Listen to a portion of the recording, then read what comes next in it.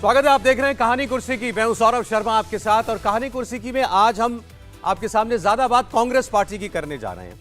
और आज कांग्रेस ने थोड़ी देर पहले एक प्रेस कॉन्फ्रेंस भी की, और बड़े अरसे के बाद, बल्कि इससे पहले कभी याद नहीं आ रहा कि कब सोनिया गांधी पार्टी के ऐसे प्रेस कॉन्फ्रेंस में सामने आए, लेकिन आज वो राहुल गांधी और मल्लिकार्जुन खड़गे के साथ इस प्रेस कॉन्फ्रेंस में शामिल हुई थी। मुख्य मुद्दा जो पहले बताया गया था वो तो था कि आज इलेक्टोरल बॉन्ड पर कांग्रेस पार्टी बोलेगी। इससे पहले भी जब से इस मामले में सुप्रीम कोर्ट ने यह आदेश दिया कि सारी जानकारी इलेक्शन कमीशन को एसबीआई मुहैया कराए, तब से कांग्रेस पार्टी बीजेपी पर हमलावर है। लेकिन इलेक्टोरल बॉन्ड की बात करने के बाद कांग्रेस पार्टी आ गई अपने खातों को इनकम टैक्स डिपार्टमेंट की तरफ से फ्रीज किए जाने पर, और कहा कि चुनाव में 2 महीने, चुनाव अब शुरू हो चुका है, 1 महीने बाद वोट पड़ जाएंगे, और भारत की प्रिंसिपल ऑपोजिशन पार्टी, मुख्य विपक्षी दल कांग्रेस पार्टी के बैंक खाते फ्रीज कर दिए गए। और नौबत यह आ गई है कि हम 2 रुपए भी खर्च नहीं कर पा रहे हैं। बताया गया कि देनदारी, वैसे तो अगर इनकम टैक्स डिपार्टमेंट किसी पर कोई देनदारी निकालता भी है, कोई जुर्माना भी लगाए, तो 10,000 रुपए से ज्यादा का जुर्माना नहीं लगा सकता। हम पर जो देनदारी निकलती भी थी वो भी 14 लाख रुपए की देनदारी निकाली गई थी, लेकिन पेनल्टी हम पर लगा दी गई 210 करोड़ रुपए की। और यह पूछा उसके बाद राहुल गांधी ने भी, सोनिया गांधी ने भी, कि ऐसी सूरत में कोई भी पार्टी चुनाव कैसे लड़ सकती है। आपको याद होगा, यह मामला ज्यादा पुराना नहीं है। इनकम टैक्स डिपार्टमेंट ने एक रोज कांग्रेस पार्टी के खाते फ्रीज कर दिए थे। उसके बाद इनकम टैक्स ट्राइब्यूनल में मामला भी गया था, और इनकम टैक्स ट्राइब्यूनल ने फिर राहत देने से इनकार भी कर दिया था। मामला दरअसल जो अभी तक पता चला है वो है इनकम टैक्स रिटर्न फाइल करने में देरी का। कांग्रेस पार्टी बार बार यह कह रही है कि कोई भी राजनीतिक दल इनकम टैक्स के दायरे से बाहर रहता है। भारत में किसी और राजनीतिक दल के ऊपर ऐसी कोई कार्रवाई आज से पहले कभी नहीं हुई, तो फिर कांग्रेस पार्टी को टारगेट क्यों किया जा रहा है। और आज राहुल गांधी ने सीधे सीधे ये कहा कि ये और कोई नहीं बल्कि देश के प्रधानमंत्री और देश के गृह मंत्री करवा रहे हैं। वो कांग्रेस पार्टी को खत्म कर देना चाहते हैं, कांग्रेस चुनाव ही ना लड़ पाए ऐसी परिस्थिति बना देना चाहते हैं। उन्होंने यह भी कहा कि हमें 20% कम से कम वोट मिलता है, भारत में 20% कम से कम वोट कांग्रेस पार्टी को मिलता है। लेकिन आज अगर हम अपने लोगों से इकट्ठा किए गए, चंदे के तौर पर इकट्ठा किए गए फंड्स को भी इस्तेमाल नहीं कर पा रहे हैं, हमारे खाते रोक दिए गए हैं, तो क्या यह कहा जा सकता है कि भारत में लोकतंत्र जिंदा है? बिल्कुल नहीं। राहुल गांधी ने कहा भारत में लोकतंत्र है ही नहीं। प्रधानमंत्री बार बार कहते हैं कि भारत दुनिया का सबसे बड़ा लोकतंत्र है, लेकिन यह सरासर झूठ है। सोनिया गांधी ने भी इस बात को दोहराया, पार्टी के अध्यक्ष मल्लिकार्जुन खड़गे ने भी इस बात को दोहराया। राहुल गांधी की बात भी मैं आपको सुनवाता हूं, तो सुनिए जरा आप पहले कांग्रेस पार्टी के आरोप, राहुल गांधी के आरोप, उसके बाद फिर हम चर्चा करते हैं। आज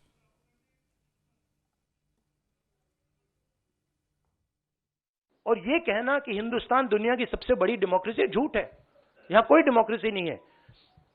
बिगेस्ट ऑपोजिशन पार्टी का आपने बैंक अकाउंट बंद कर दिया, और 1 महीने कोई कुछ नहीं बोल रहा है। केसरी जी के टाइम से नोटिस आया है, तो अजीब सी सिचुएशन है। सब लोग देख रहे हैं, और हर संस्था मतलब का रोल है इसमें। Even if our bank accounts are unfrozen today, huge amount of damage has been done to Indian democracy. This issue affects not just the Indian National Congress. It impacts our democracy itself most fundamentally. A systematic effort is underway by the Prime Minister to cripple the Indian National Congress financially. Funds collected from the public are being frozen, and money from our accounts is being taken away forcibly.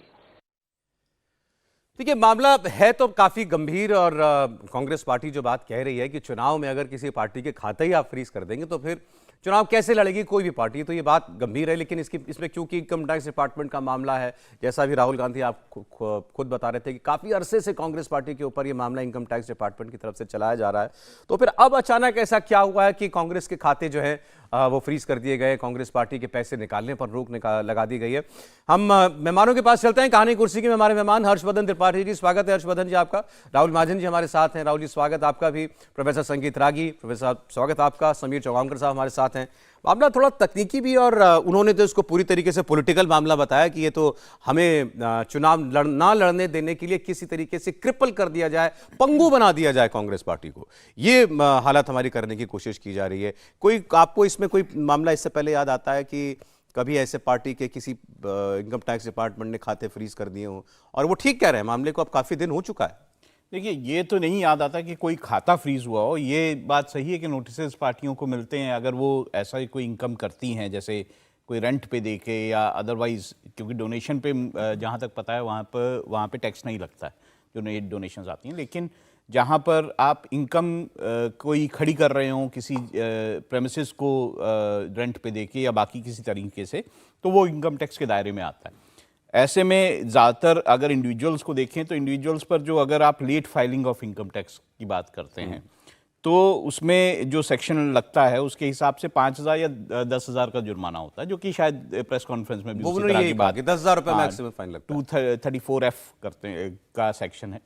लेकिन ये देखना होगा कि देखिए ये अलग अलग sections हैं इनकम टैक्स में।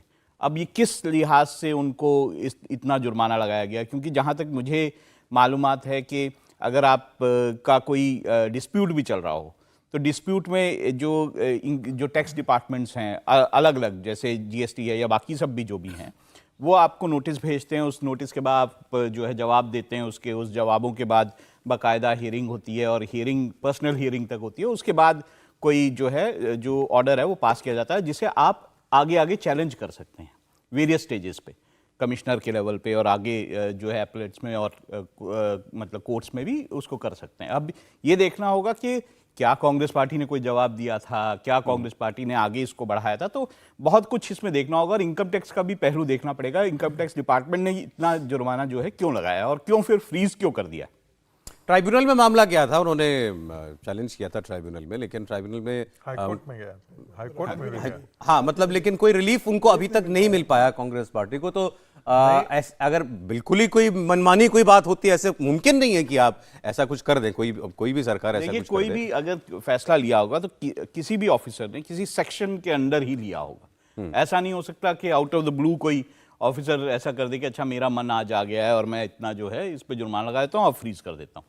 ये नहीं हुआ होगा, किसी न किसी सेक्शन या किसी न किसी रूल के अंदर ही इसमें फैसला किया होगा। अब ये देखना होगा कि कांग्रेस उसको जरूर चैलेंज कर सकती है कोर्ट में और कोर्ट से रिलीफ भी मिल सकता है। ऐसा मैंने कहा कि इसमें एक तो ये कानूनी पहलू है, टेक्निकल पहलू है, भाई क्यों क्या देनदारी निकलती थी, कितना जुर्माना लगा दिया, क्यों खाता फ्रीज कर दिया, ये सब जैसे राहुल जी ने बताया उसके कई प्रावधानों के तहत ही किया गया होगा। कोई भी आदेश अगर कोई पारित कर रहा है सरकारी अफसर तो किसी प्रावधान के तहत ही करेगा। लिखा जाता है, देखिए जब आपको नोटिस भी दिया जाता है तो बकायदा सेक्शन मेंशन किया जाता है कि अच्छा इस सेक्शन के दूसरा इसका राजनीतिक पहलू है। राहुल गांधी ने आज फिर डिक्लेयर कर दिया कि देश में लोकतंत्र खत्म हो गया। उन्होंने कहा सरासर झूठ है, इट इज ए लाई कि भारत में अब लोकतंत्र बाकी है। हर्षवर्धन जी, नहीं, कांग्रेस पार्टी सत्ता से जिस दिन गई 26 मई 2014, तो लोकतंत्र तो उसी दिन खत्म हो गया इनके लिए। लेकिन देश के लोगों को कुछ चीज़ें जाननी चाहिए। ठीक है, इनकम टैक्स की नोटिस, उसके बाद अपीलेट में जाना, 2 बार जाना, अपीलेट बाकायदा कहता है कि इतनी रकम जमा करो तब हम सुनवाई करेंगे, नहीं मानते हैं, फिर वो खारिज कर देता है, फिर रकम जारी करते हैं, फिर सुनवाई होती है।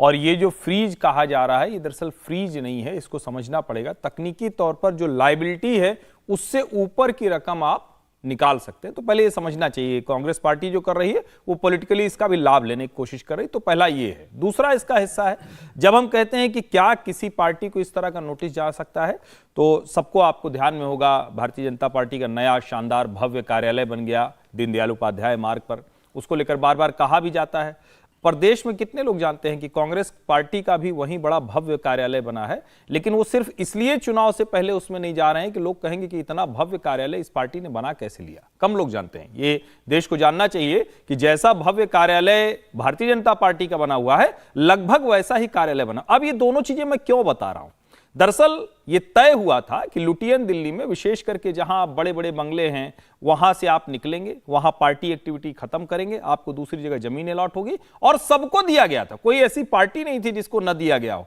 सबने अपना, और पार्टी के अलावा संगठन भी थे, सबने अपने अपने बना लिए। कांग्रेस पार्टी ने आज तक वो जहमत नहीं उठाई।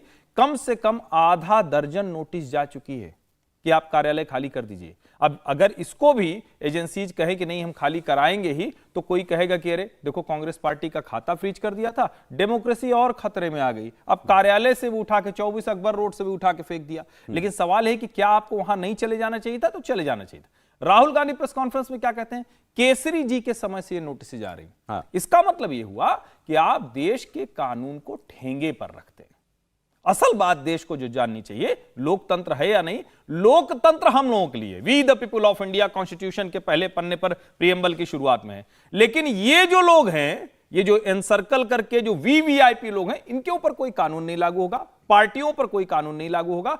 अब अगर एक कानून लागू हुआ तो लोकतंत्र खतरे में दिख रहा है। मैं फिर से कह रहा हूं, ये खाता फ्रीज करने भर का मसला नहीं है, ये पार्टियों की देश के कानून को, जो लोकतंत्र की सबसे बुनियादी शर्त है, उसको ठेंगा दिखाने की बात है। और जरा आप कल्पना करके सोचिए कितनी रकम की बात हो रही है? 150-200 करोड़ की रकम। 210 करोड़। 200 करोड़ में, 210 करोड़ में पूरी कांग्रेस पार्टी चल रही। भारत जोड़ो यात्रा प्रथम चरण 210 करोड़ में कितनी दूर जा पाएगी? जिस तरह की व्यवस्था थी, जितने जो कहें कि वो केबिन्स बने हुए थे, जितने लोग उसमें शामिल हो रहे थे। फिर चलिए भारत जोड़ो न्याय यात्रा जो पूरी की पूरी बसेज में हुई, बड़े काफिले में, वो क्या 210 करोड़ में? तो देश को समझना चाहिए कि इस वक्त कांग्रेस पार्टी किस तरह की राजनीति कर रही है। उसको बस ये साबित करना है कि देश में लोकतंत्र खत्म है। लोकतंत्र तब वापस आएगा जब कांग्रेस पार्टी को आप सत्ता देंगे। अगर कांग्रेस को सत्ता नहीं देंगे तो लोकतंत्र। उन्होंने तो कहा हम तनख्वाह तक नहीं दे पा रहे, अपने किसी कर्मचारी को तनख्वाह नहीं दे पा रहे। और आपने जो बात की रेंटल इनकम वाली, अभी नेशनल हेराल्ड के मामले में जितने बड़े बड़े दफ्तर जो है कांग्रेस पार्टी के, मतलब अटैच हुई वो प्रॉपर्टी सारी, यहाँ पर बहादुर शाह जफर मार्ग पर, आईटीओ पर, जो दिल्ली में सब लोग जानते हैं, मतलब वो तो अरबों रुपए की संपत्तियां हैं वो सारी, उसमें बहुत मोटा रेंटल इनकम कांग्रेस पार्टी को आता था। पासपोर्ट का ऑफिस का दफ्तर खुला हुआ है वहाँ पर। देखिए जनरली क्या होता है कि जब आप को ऐसी कोई पेनल्टी या फिर ऐसा इनकम टैक्स का आता है कि आपने इतना पैसा नहीं दिया है, तो इनकम टैक्स के पास प्रोविजन है कि वो 200% तक आपको पेनल्टी चार्ज कर सकता है। अच्छा, ये मैं पेनल्टी की बात कर रहा हूँ।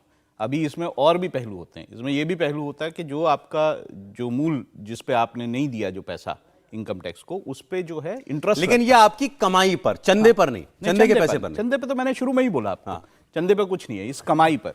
अगर आपने टैक्स नहीं दिया, सपोज 1 रुपए का टैक्स नहीं दिया, तो उसमें जो है हर महीने जो है उसमें फिर जो है इंटरेस्ट लगता है, कंपाउंड 18 पता नहीं 17-18% के हिसाब से कंपाउंड इंटरेस्ट लगता है। और वो मतलब कांग्रेस पूरा सच नहीं बता रही है, कांग्रेस पूरा सच नहीं बता रही है। उतने सालों तक लगेगा जितने सालों से आपने नहीं दिया। ये पैसा जो जिस पैसे पर रिकवरी मांगी गई है, ये कौन सा पैसा था, किस पर पेनल्टी लगाई गई है, ये कहां से पैसा आया था, कांग्रेस को ये भी बताना चाहिए।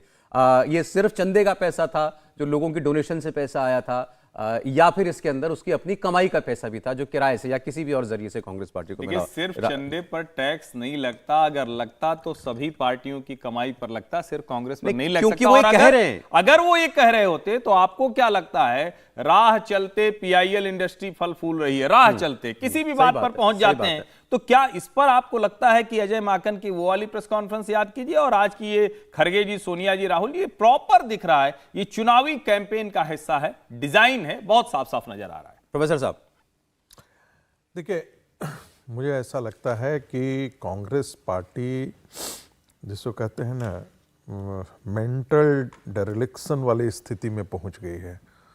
उसे समझ में नहीं आ रहा है, वो जनता को सच नहीं बता रही है। ये सच तो ये है कि जो इनकम टैक्स ने जो कार्रवाई की है वो कानून सम्मत ही कार्रवाई की है। ये मामला ट्रिब्यूनल के पास गया, ट्रिब्यूनल ने जस्टिफाई किया, ट्रिब्यूनल से ये हाई कोर्ट गया, हाई कोर्ट ने ट्रिब्यूनल के फैसले में इंटरफेयर करने से मना कर दिया। कहा कि जो ट्रिब्यूनल ने अपीलेट ट्रिब्यूनल में गया था, अपीलेट ट्रिब्यूनल ने कहा कि हम इसमें हस्तक्षेप करने से मना करते हैं। यदि हाई कोर्ट के पास थोड़ी सी भी वजह होती कि जो इनकम टैक्स डिपार्टमेंट ने कांग्रेस के खिलाफ जो कार्रवाई की है वो कानून सम्मत नहीं है, विधान सम्मत नहीं है, तो हाई कोर्ट उसी समय फैसला लेती। लेकिन हाई कोर्ट ने इससे इंटरफेयर करने से मना कर दिया है। इसका मतलब बहुत साफ है कि इनकम टैक्स ने जो कार्रवाई की है कांग्रेस पार्टी के खिलाफ वो कोई विद्वेष से नहीं है, और ये जानबूझ करके नहीं किया है कि आपको आपको चुनाव लड़ने से आप में कोई बाधा हम डाल रहे हैं, आप फाइनेंस को यूज नहीं कर सकते हैं, इस प्रकार की मानसिकता से तो कोई कार्रवाई की नहीं गई है। अब रही बात कांग्रेस पार्टी ऐसा क्यों करना चाहती है। कांग्रेस पार्टी जानबूझ करके एक विक्टिमहुड के मोड में आना चाहती है ताकि उसको कहीं न कहीं देश का जो एक नैरेटिव खड़ा किया जा सके, जो लटियन दिल्ली का हम बोलते हैं, जो एक खान मार्केट गैंग वाला जो एक है पत्रकारों का, इंटेलेक्चुअल का वो जो गैंग है, वो इस नैरेटिव को आगे बढ़ा सके। विदेशी मीडिया कल जाकर के इन मुद्दों को उठाएगी। कल आप देखेंगे कि बड़े बड़े अखबार जो है विदेशों के, ये भारत की डेमोक्रेसी पर टिप्पणी आएगी, फिर वो टिप्पणी लेकर के ये फिर मैदान में जाएंगे कि देखिए भारत के लोकतंत्र के बारे में ये बातें कही जा रही। मुझे लगता है ये नैरेटिव बनाने का प्रयास है, लेकिन समय बदल गया है। मुझे नहीं लगता है कि ये विक्टिमहुड का नैरेटिव जो कांग्रेस चलाना चाहती है वो काम आएगा। रादर कांग्रेस पार्टी एक्सपोज हो रही है।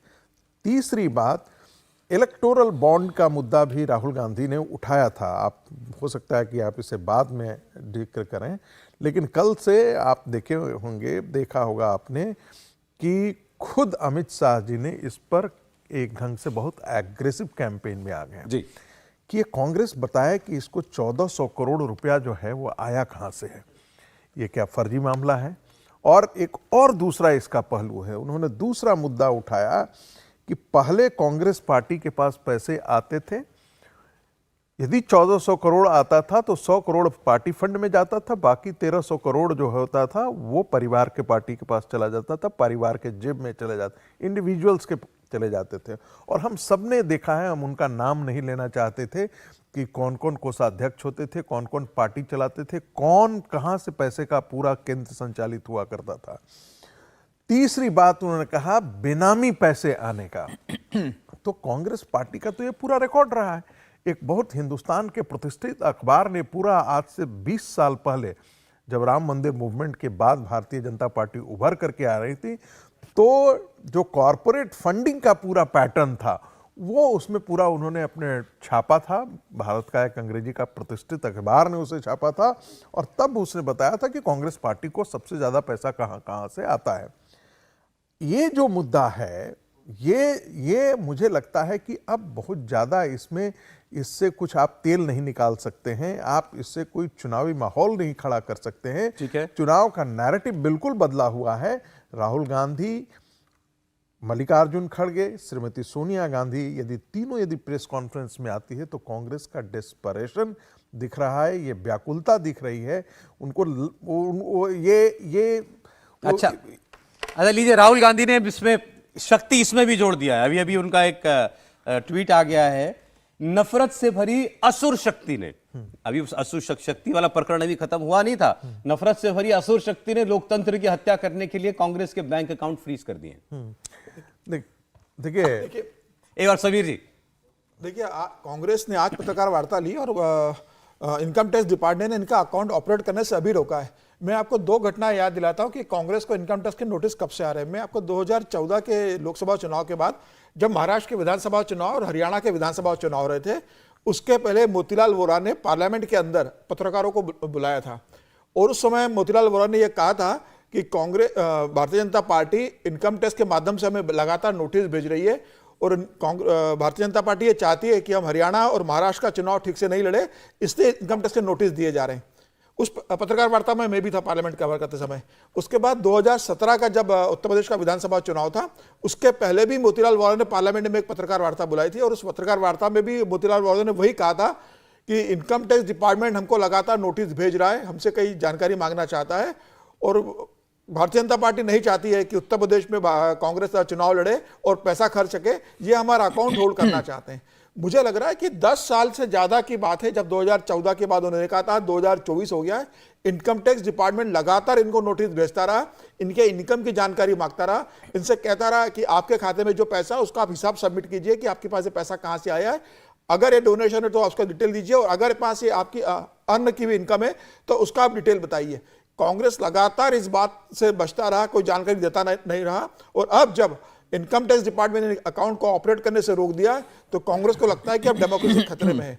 15 साल से आप अपने खाते की जानकारी दे नहीं रहे हो, 15 साल से इनकम टैक्स डिपार्टमेंट आपको नोटिस पर नोटिस भेज रहा है, आप उसकी अवहेलना करते हो, उसको नजरअंदाज करते हो, उससे बहुत हल्के से लेते हो, और जब इनकम टैक्स डिपार्टमेंट उस पर कार्रवाई करता है तो आप कहते हो लोकतंत्र खतरे में है।